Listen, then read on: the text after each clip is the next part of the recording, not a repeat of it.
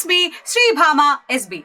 മക്കളെ, നിങ്ങളുടെ public exam ഇങ്ങ് അടുത്തെത്താനല്ലേ, വളരെ കുറച്ച് ദിവസം മാത്രമേ ഇനി നിങ്ങളുടെ മുമ്പിലുള്ളൂ. സോ ഏറ്റവും നന്നായിട്ട് പഠിക്കാൻ പറ്റിയ ടൈമാണ്. മക്കൾ മാക്സിമം എന്ത് ചെയ്യുക, നല്ല രീതിയിൽ തന്നെ കോൺസെൻട്രേറ്റ് ചെയ്ത് പഠിക്കുക. ഇനിയുള്ള ഓരോ ദിവസവും അടിപൊളിയായിട്ട് പഠിക്കുക.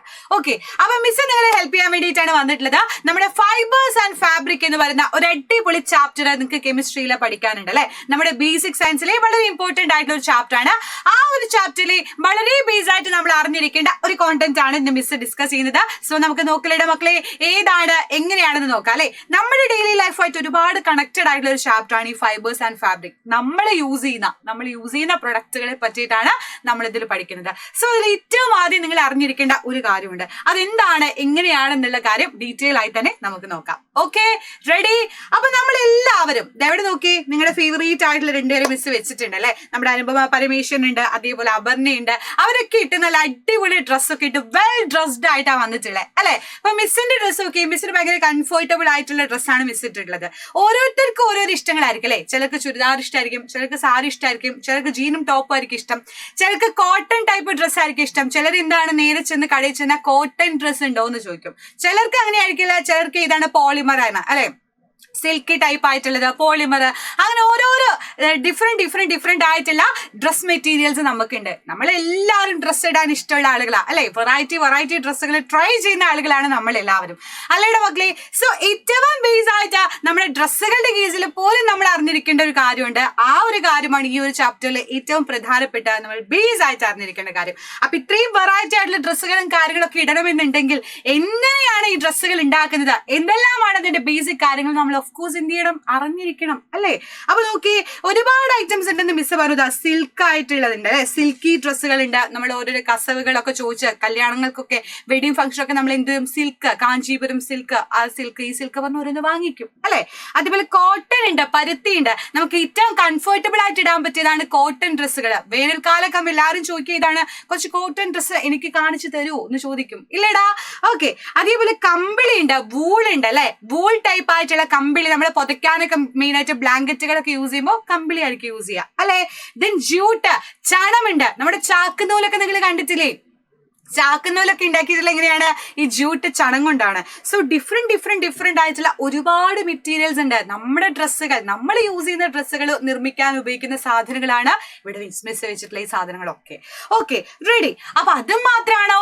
അതുമല്ല, അതിലും കൂടുതൽ ഇനിയും ഉണ്ട്. ഫൈബറുകള്, ചകിരികൾ ഉപയോഗിച്ചിട്ട് നമ്മൾ ഇന്ന് ഉണ്ടാക്കാറുണ്ട്, പ്രൊഡക്റ്റുകൾ ഉണ്ടാക്കാറുണ്ട് ഇല്ലേടെ മക്കളെ. അപ്പൊ നമ്മൾ ഈ ഡ്രസ്സുകൾക്ക് ഇങ്ങനെയാണെങ്കിലും അല്ലാതെയും നമ്മൾ ഉപയോഗിക്കുന്ന ഒരുപാട് കാര്യങ്ങളുണ്ട്. അതാണ് ഈ ഫൈബർ, ചകിരി എന്ന് പറയുന്നത്. അതുപോലെ റബ്ബർ, ടയറ്. നമ്മുടെ ഒരു വണ്ടിക്ക് ഒരു ടയർ വേണ്ടേടാ, ടയർ ഉണ്ടെങ്കിലല്ലേ ഓടത്തുള്ളൂ. അതിനും എന്ത് വേണം, ആ റബ്ബറുകൾ വേണം ഇല്ലേ. ഇതൊക്കെ നമ്മുടെ ഡെയിലി ലൈഫിൽ നമ്മൾ ഉപയോഗിക്കുന്ന സാധനങ്ങളാണ്. അപ്പൊ ഇതിനൊക്കെ കൂട്ടിയിട്ട് എങ്ങനെയാണ് മക്കൾ ഇതൊക്കെ ഉണ്ടാകുന്നത്, എന്താണ് ഇതിന്റെ ബേസിക് യൂണിറ്റ് ചോദിച്ചാൽ നമുക്ക് പറയാൻ പറ്റും ഇതെല്ലാം ഉണ്ടാകുന്നത് ഒരു ബേസിൽ നിന്നാണ്. അതാണ് എന്താ അതിന് പറയാ, ഇതിനൊക്കെ നമുക്ക് പോളിമറുകളാണ് എന്ന് പറയാം. നമ്മൾ യൂസ് ചെയ്യുന്ന പോളിമറുകളാണ് ഈ പറഞ്ഞതൊക്കെ. എന്താണ് ഇപ്പൊ ഈ പോളിമർ എന്ന് നമുക്ക് ഓഫ് കോഴ്സ് അറിയാം അല്ലേ. എന്താണ് പോളിമർ?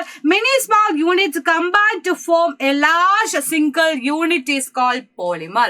എന്താണ്? ചെറിയ യൂണിറ്റുകൾ കൂടിച്ചേർന്ന് കമ്പൈൻ ചെയ്ത് ലാർജ് സിംഗിൾ യൂണിറ്റ് ആയിട്ട് മാറുകയാണെങ്കിൽ അതിനെയാണ് മക്കളെ നമ്മൾ എന്ത് പറയാ, പോളിമറുകൾ എന്ന് പറയാ. ക്ലിയർ ആണോ? എന്താണ് പോളിമർ? ചെറിയ യൂണിറ്റ്. ഓക്കെ, ഇപ്പൊ മിസ് പറയാണ്, ഈ ഒരു പേപ്പർ, ഈ ഒരു മിസ് എന്ത് ചെയ്തു, ഈ ഒരു പേപ്പറിനെ കട്ട് ചെയ്ത് കുഞ്ഞു പീസുകളാക്കി എന്ന് വിചാരിക്കുക.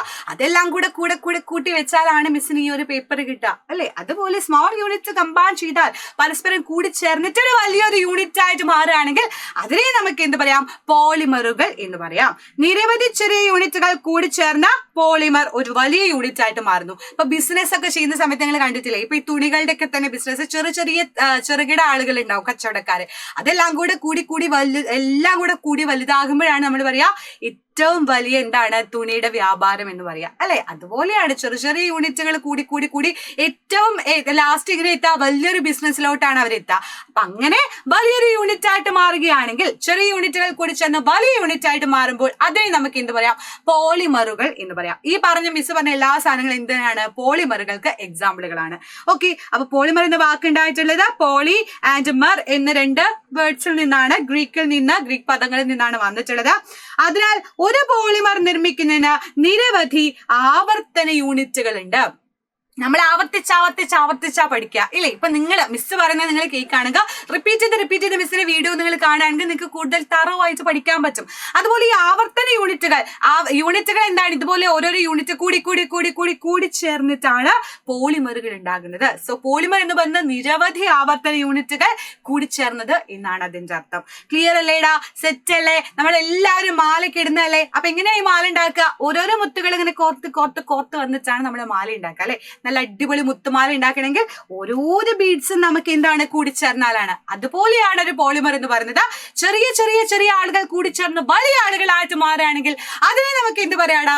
പോളിമറുകൾ ആണ് എന്ന് പറയാം. ക്ലിയർ അല്ലേ? സെറ്റ് അല്ലേ? അപ്പൊ എന്താണ് പോളിമർ എന്നുള്ളത് നിങ്ങൾ തീർച്ചയായിട്ടും അറിഞ്ഞിരിക്കേണ്ടതാണ്.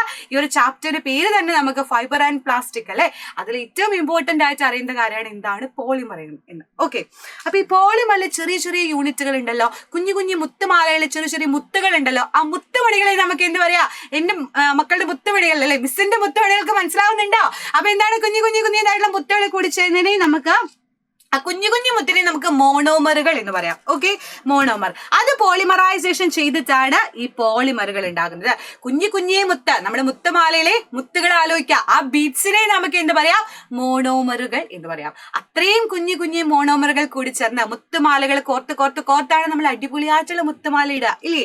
അപ്പോ ലാസ്റ്റ് നമുക്ക് കിട്ടുന്ന മുത്തുമാലയാണ് പോളിമർ. അതിൽ ഉപയോഗിച്ച ബീഡ്സ് ആണ്, മുത്തുകളാണ് മോണോമറുകൾ എന്ന് പറയുന്നത്. ക്ലിയർ അല്ലേടാ? സെറ്റ് അല്ലേ?